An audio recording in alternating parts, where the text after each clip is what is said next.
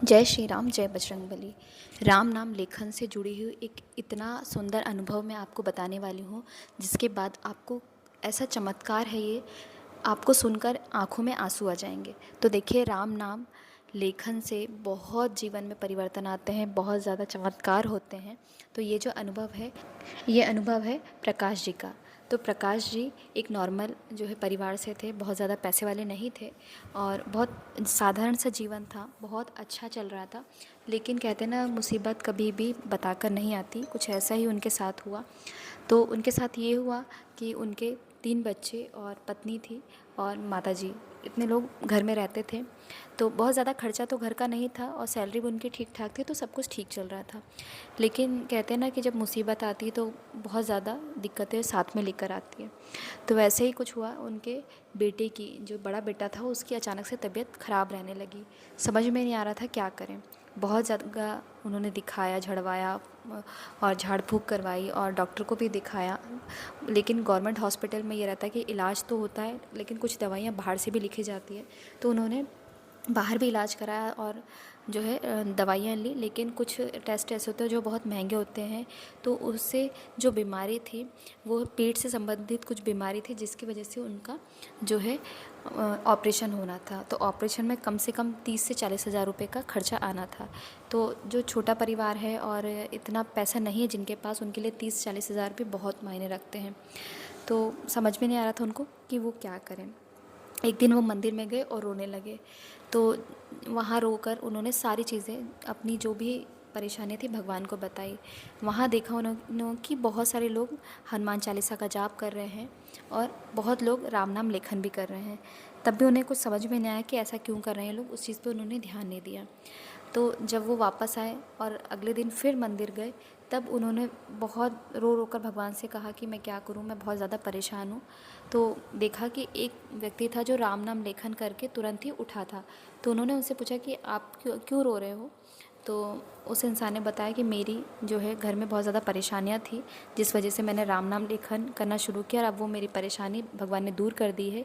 इसी खुशी में मैं ये रो रही हूँ, मेरे गम के आंसू नहीं, ये खुशी के आंसू हैं। तो तब उन्होंने कहा कि मेरे घर में भी ये दिक्कत है, मेरा बेटा बहुत बीमार है, मैं क्या करूं, इतने रुपए का खर्चा है, दवाइयाँ नहीं है मिल पा रही हैं, ऑपरेशन करवाना है, मैं क्या करूं। तब उन्होंने कहा कि आप राम नाम लेखन करिए, आपकी समस्या ज़रूर दूर होगी। तो उन्होंने क्या किया, वहीं सामने से जो दुकानें थी, वहीं से कॉपी ली, लाल पेन लिया और राम नाम लेखन, वहीं प्रभु का नाम लेकर लिखना शुरू किया।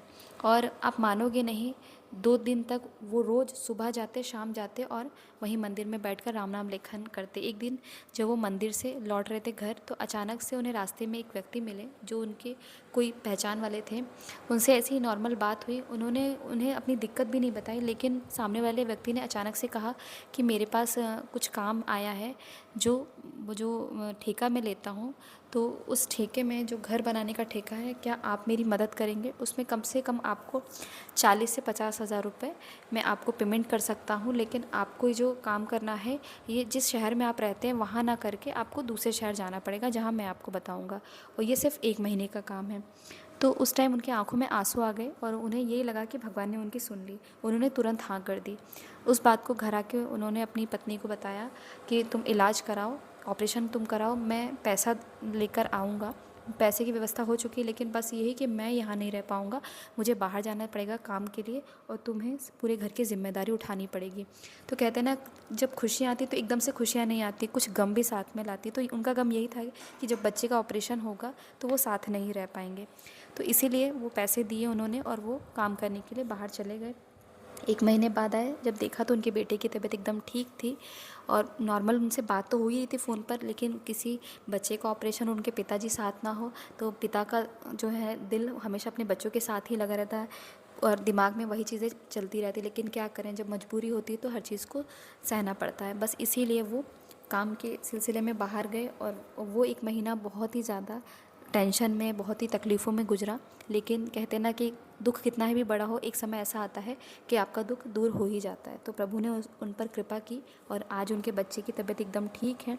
आज भी वो राम नाम लेखन करते हैं और वो कहते हैं कि राम नाम लेखन जब से मैंने शुरू किया, मेरे जीवन में छोटी छोटी दिक्कतें आती ही भी हैं तो वो तुरंत चली जाती हैं। प्रभु से मैं सारी अपनी बातें कहता हूँ और इस कारण ही मेरे जीवन में बहुत ज़्यादा परिवर्तन हुए हैं। मेरे बच्चे की आज तबीयत ठीक है, मेरे घर में सभी लोग खुश हैं, मेरा जीवन बहुत अच्छे से कट रहा है। मैं प्रभु से यही कृपा करने की के लिए यही कहूँगा कि भगवान मुझ पर अपनी कृपा बनाए रखना, मुझ पर अपना आशीर्वाद बनाए रखना। जय श्री राम, जय बजरंगबली।